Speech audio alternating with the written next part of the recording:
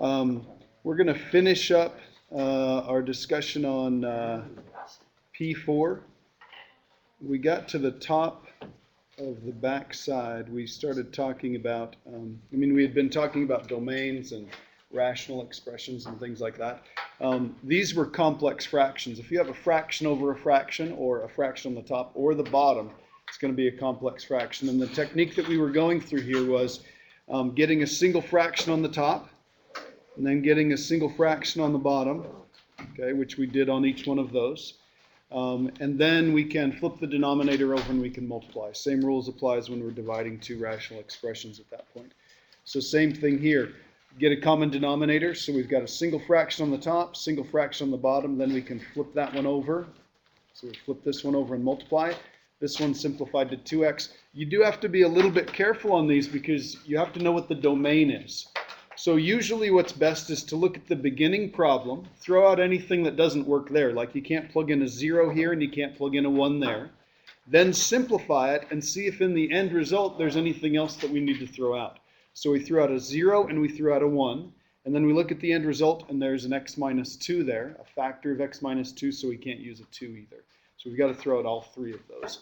And I believe I think this problem is in the textbook. And it only lists a 1 that you can't use, but the domain excludes all three of those, so you'll want to be careful with those.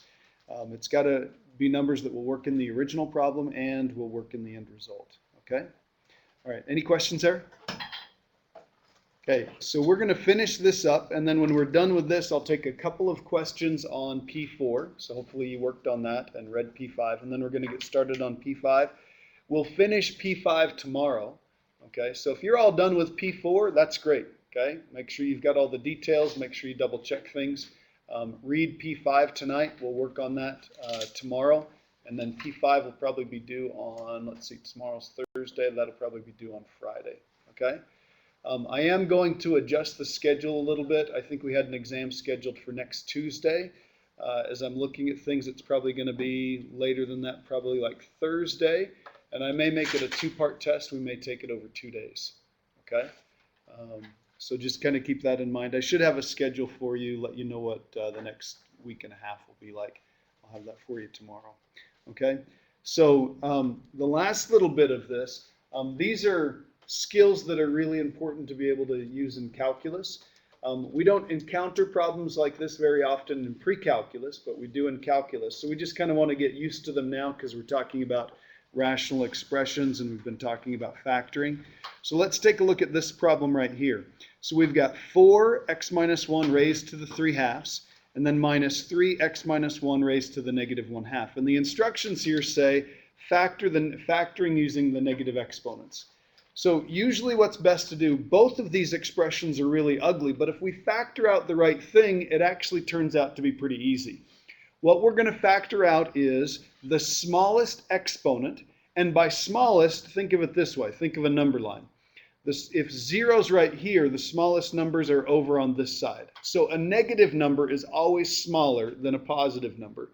So if we say factor out the smallest exponent, or factor out the smallest, the negative exponent, this is what we're going to factor out right here. We're going to factor out an x minus 1 to the 1/2. To the negative 1/2. Okay? So here's what we're going to do. Remember, when we factor something out, it's like dividing out. So if I factor out, you'll notice both of them have an x minus 1 and kind of to the 1/2. So if I divide each one of these by x minus 1 to the 1/2, to the negative 1/2, what happens right here? Cancels to be 1, right? This is exactly the same as that, so those cancel out. Okay? What happens right here? What happens to this first one here?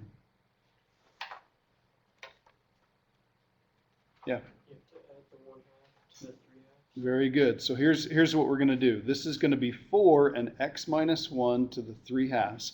You can change the sign of the exponent by moving it from top to bottom or bottom to top. Let's move it to the top. So this is going to be x minus 1 raised to the 1/2.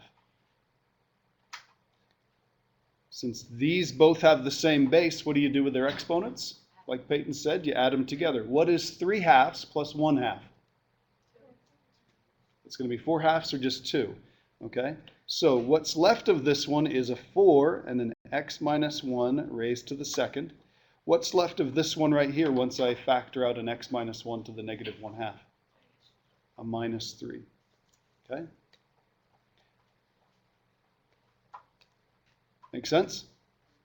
Okay. So this is about as clean as you can get it. We could leave it this way, or we could write it using positive exponents. And in that case, we'd write 4x minus 1 raised to the second divided by 3. And again, you can change the sign of the exponent. We could move that into the denominator. So this would be x minus 1 raised to the 1/2. We could have it like that.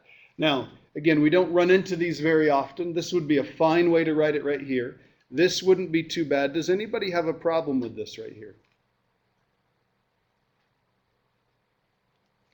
If we raise that to the 1/2, what does that really represent? A square root, okay? So you could think of that as a square root in the denominator. It would be the square root of x minus 1, and then we want to rationalize, okay? It all depends on how the answer needs to be written, okay? For calculus purposes, or for simplifying purposes and just making what's left in here look a little bit better, this would be just fine. Can anybody think of anything else that we could do to this stuff here?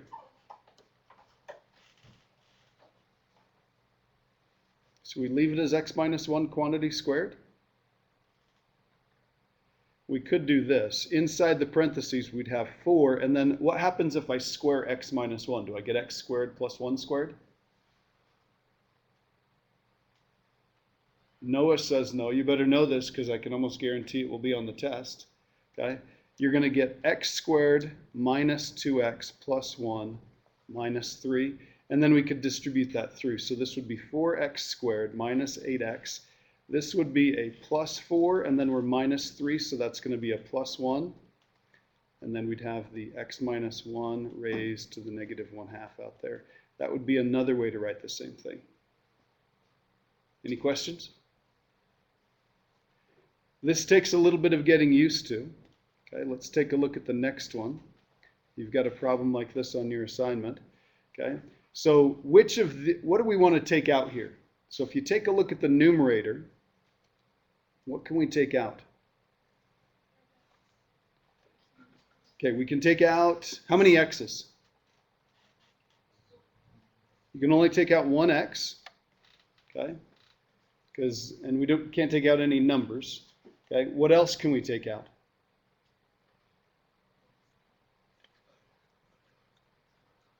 X minus 1 to the negative 1/2. So we're going to take out x minus 1 to the negative 1/2. And let's write down what's left. Okay, the 5 stays, right? We took an x out, so we've got an x squared. We took out the x minus 1 raised to the negative 1/2. We've got a minus 2 left. We took out the x. And what happens if you take x minus 1 to the 1/2 and factor out an x minus 1 to the negative 1/2? Anybody know just off the top of their head? Cameron?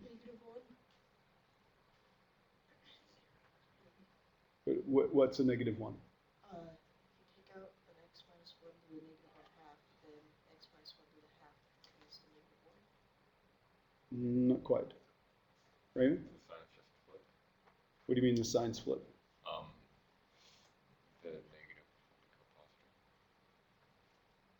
Yep, positive. it does have something to do with that. Does anybody know what the answer is for sure? Oh. Okay, let me write it, yeah. Does it just become x minus 1? It does become x minus 1. It becomes x minus 1 to the first is what happens to it. So if I take 2x, let's write that part out here. And then x minus 1 to the 1/2. What we divided out was an x and an x minus 1 to the 1/2. To the negative 1/2. That cancels. That's why there's no x there. And what can I do with this negative exponent? Yeah, I can move that whole expression on the top and make it positive, or because these have the same base, I can subtract the bottom exponent from the top. So it would be minus that exponent on the bottom there. Again, another way to write that would be x minus 1 to the 1/2. If I move this on the top, it would be x minus 1 to the 1/2. So if I have x to the 1/2 times x to the 1/2, sorry, x minus 1 to the 1/2 times x minus 1 to the 1/2, it's going to be x minus 1 1/2 plus 1/2. That's going to be 1. So we're going to be left with x minus 1. Any questions? Okay, what's on the bottom? Still the x to the 4th. Okay? What can I do to simplify this now?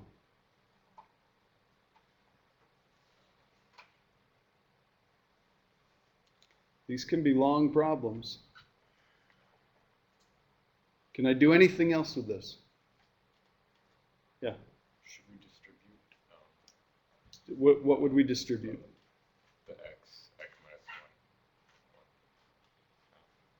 1? Like multiply through? Yeah. Okay, we can't distribute the x through to this one right here because really that would be underneath the square root. Okay? I mean, you could find a way to do that, but it would be a little complicated. Yeah?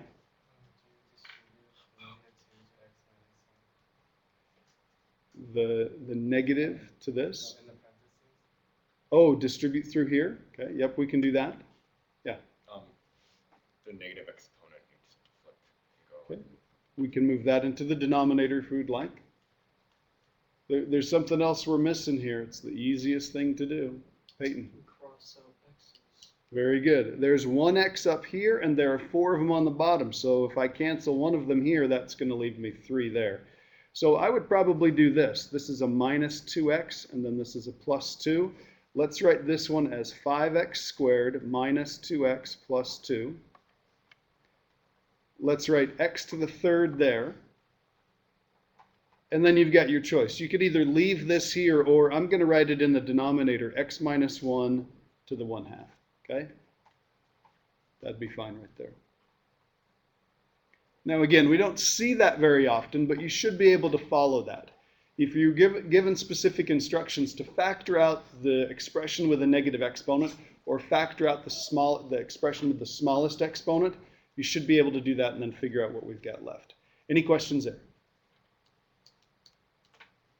Okay, let's take a look at the last couple because this comes up all the time. How many of you have heard of rationalizing the numerator? Okay, how many have heard of rationalizing the denominator? Okay, we talked about that before, right? So let's go ahead and do these problems right here. I guarantee you, now a lot of you are going to end up being in calculus. I guarantee you will see this problem right here again. Absolutely guaranteed. Okay? So in order to rationalize the numerator, we're going to multiply by the, what's it called again? Not that word. Yep. What is it? We're going to multiply by the conjugate. Okay? Conjugate is a fancy way of saying we're going to multiply by the factoring of a difference of squares. So what we're going to multiply by here is radical x plus h plus radical x. Okay, remember how that's a difference of squares? This minus that, this plus that, that's the factoring for a difference of squares. Now, I have to multiply the top and bottom by the exact same thing, otherwise I'm changing the expression. Okay, what I'm multiplying by here is just a funny looking 1. Okay, that over the same thing is just a 1. It's a really ugly 1, but it's still just a 1. Okay? So now I'm going to take these and I'm going to multiply through and let's see what we get. So if I multiply radical x plus h times radical x plus h, what do I get? Oh, you get x plus h. You just get whatever's underneath the radicand. Okay? Remember, that's a perfect square of that first radical. It's a difference of squares, so the next term's going to have a negative in front of it, and it's going to be radical x times radical x. Notice negative radical x times positive radical x is going to give us a negative. Negative what? X. Okay? Now, the key to simplifying this correctly is to do this. Don't distribute through here. We're going to write h, radical x plus h plus radical x. Okay, does this look familiar to anybody? Well, that's too bad because it was in the book. They showed this example in the book. Okay, but it's important enough I wanted to make sure everybody saw this and understands how it works. Okay, now, take a good look at this right here. We need to simplify that. It looks like an ugly mess right now. We want to simplify it. What can we do?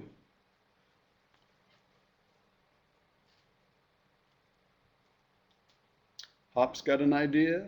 Raymond's got an idea. Noah's got an idea. Nathan's got an idea. Anybody else? Peyton? Nathan, what do we do? You can cross out the H's. Why can you cross out the H's? Okay. We need to do something else before we do that. You're right, but we need to do something else first. Hop. Combine like terms. Are there any like terms up here? X and negative x. What do we get? Okay. Those cancel to be a 0, or they combine to be a 0. Okay, now, the reason we can do what Nathan suggested, the reason we can cancel the h with the h, is because the h on top is a factor. Before we had canceled those, it was just a term. You can't cancel terms, you can only cancel factors. So if I cross those off, I've got a factor of h on the top and a factor of h on the bottom. So these two make a 0. What do those two cancel to be? They cancel to be a 1. So that means in the numerator, I've got a 1, and in the denominator, I've got radical x plus h plus radical x, and that right there is the answer. Now, you'll notice that what we did is we traded an ugly radical expression in the numerator for an ugly radical expression in the denominator, but it said rationalize the numerator. Is the numerator a rational number? It is, okay? 1 is a rational number. Can anybody, this is going to be on the test. Do you remember that first section we covered? There are some other names we could use to describe the number 1. It belongs to some other number sets. What else? Yeah. It is an integer. Yep. It's a natural number. Okay? So it's an integer and it's a natural number. It's also a real number too. Okay? Any of the numbers that we work with, okay, generally speaking, they're real numbers unless they have what on them? Unless they have an I on them, okay, then they're a real number, okay? And we'll get to a point where we review that, okay? So would you go ahead and rationalize the numerator on that one? Rationalize the numerator on that one. When you get done, check your answer with your neighbors. Make sure you got it right.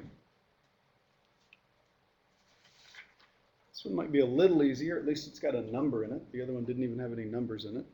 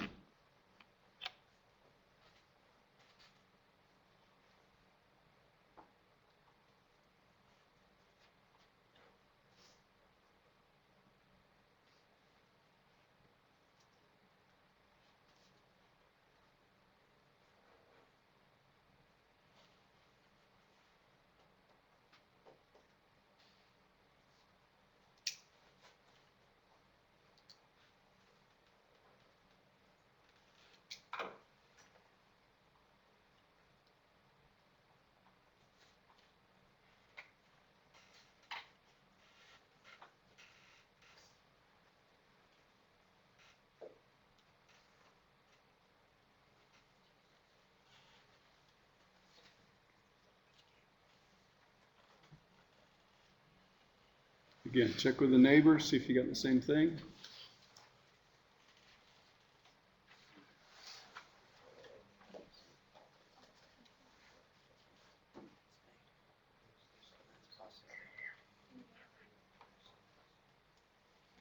If your neighbor happens to be a little shy, help them out a little bit.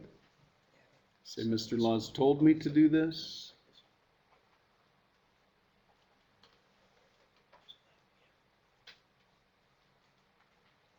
Okay, Miranda, did you get the same thing as your neighbor? Okay. What did you do first to rationalize the numerator? I did the same thing. Okay. So what's that called again? Conjugate. Conjugate. Okay, so that's going to be a plus radical z here. Okay, Logan, when you multiply the two of these together, what do you get? These two guys right here. Z minus 3 minus, minus z. Very good. And on the bottom, again, the key is to not distribute anything through.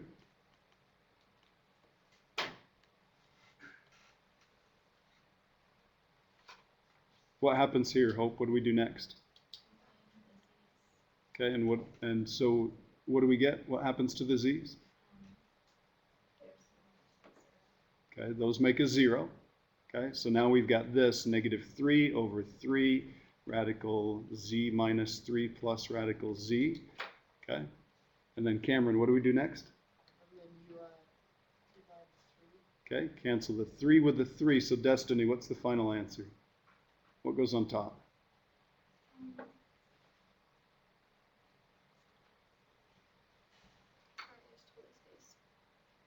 If I cancel a negative 3 with a 3, those cancel to be a 1. So what's on top? A negative 1, because that negative's still there. And then on the bottom is this. Okay? Any questions? Okay, last one. How many of you have seen problems like this where they talk about how fast one person can do a job and how fast another person can do a job? Raise your hand. Okay. So if we just had that information, if we just knew that John can clean the theater in 4 hours and Michelle can clean it in 3 hours, okay, what type of problems could we come up with and then solve? I mean, what would you wonder if you just had that information?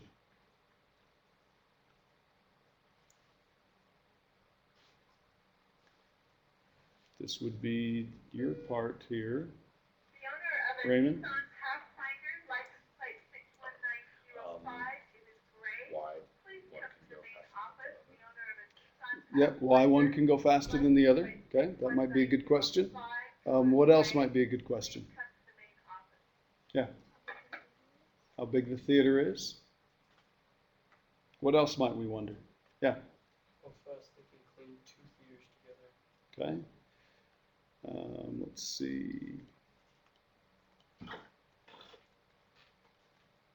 How long to clean 2 theaters together? Let's go with that question. Okay. How could we find out?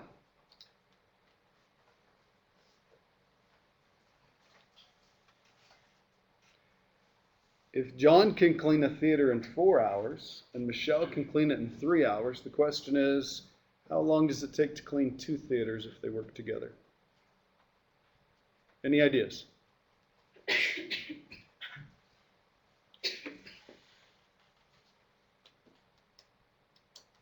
Raymond's got an idea?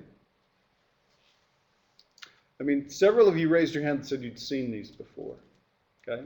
So does this mean seen them but don't remember how to solve problems like this? Okay. Raymond, what's your idea? Well, it's going to be a ratio for certain because it's comparing 2 different people. Mm-hmm. I don't have an exact idea, but I know that it's going to be ratio, and there's obviously going to be a times 2 in there somewhere because it's 2 of the same thing. So Yep. something along that line. Probably going to be a 2 in there. Probably going to have, now he used the word ratio. That's a good word to start with. But if we break ratio down even more, it's one number over another number, or it's a rate. Okay? We could also use the word rate for ratio. Okay? So we could ask ourselves this. To start off, remember we had that list of what good mathematicians do. Okay? Students who are good at math kind of break things down into smaller problems. We could figure out what rate does John clean the theater at, and what rate does Michelle clean the theater at. So we could ask ourselves this. Well, what if John doesn't have 4 hours? What if John, on this particular day, can only work for 1 hour?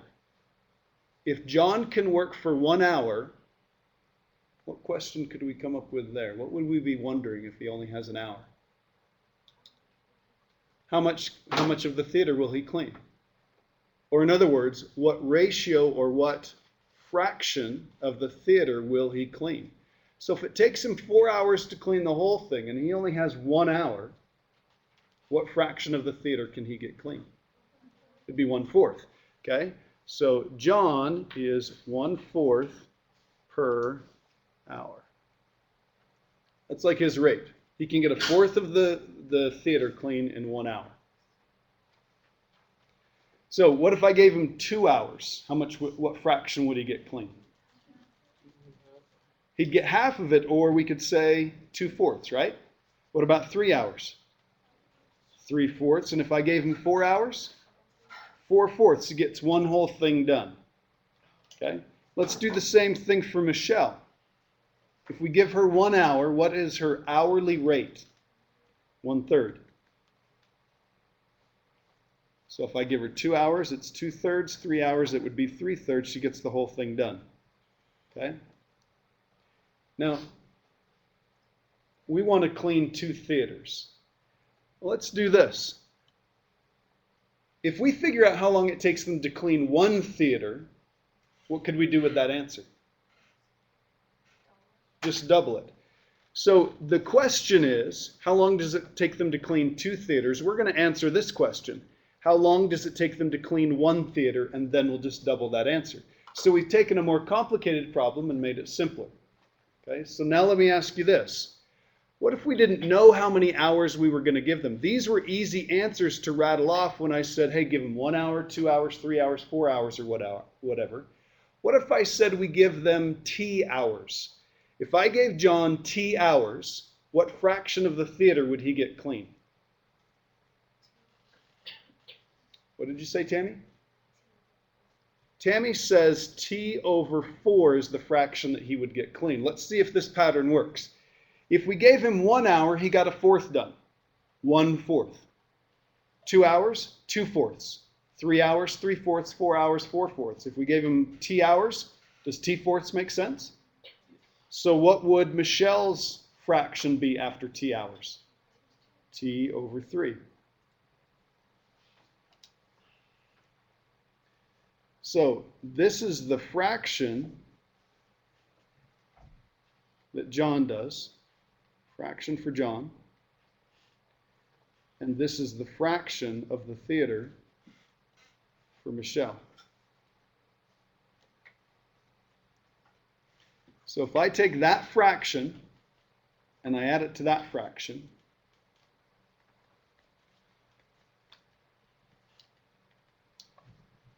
what do I want it to equal?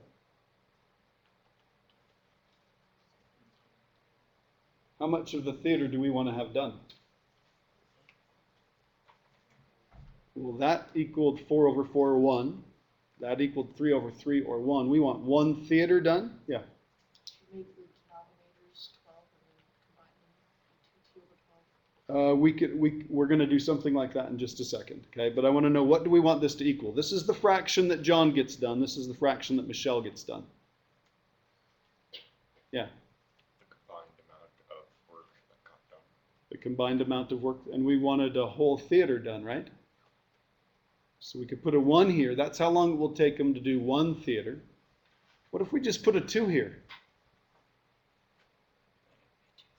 Then it would be 2 theaters. What if we put 3 there? Then it would be 3 theaters. Okay? So we could solve it like this and then double the answer, or we could do T/4 plus T/3, and that would equal 2. This is really the equation that we want to solve. Okay? What does T stand for in this problem? The time that we give them. Okay? Now, does somebody want to take a guess at what the answer is? It takes John 4 and Michelle 3. Yeah. 12. 12 hours? Or 7 hours? I mean, if it takes John 4 and Michelle 3, and they're going to work together, it'd probably take them 7 hours altogether. Does that make any sense? What were you going to say, Tony? Peyton? I think it's like 3 or 4 hours. 3 or 4 hours? I would have just averaged them. Average the two, so 3.5-ish, somewhere in that neighborhood. Okay, is there any way it's going to be more than 4 hours? Is there any way it's going to be more than 3 hours?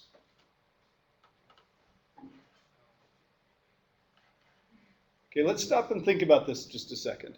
Okay? If you're Michelle, so put yourself in Michelle's shoes. How long does it take Michelle to clean a theater? 3 hours. If she gets help, now, assuming that John is not a complete idiot that gets in her way all the time and undoes everything that she's done, isn't it going to take her less than 3 hours to clean it if she gets some help? I mean, if all John did was hand her stuff to clean, that's still going to be some help, right? So the answer to clean one theater should be less than 3 hours. It better be less than 3 hours. Okay? All right. Any questions? Okay. Does anybody know how to solve that?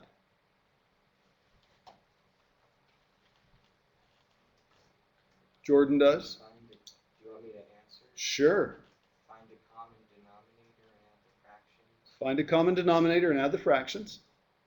And then solve it like you would any other linear equation. That's one way. That will work just fine. Okay? So here's what we're going to do.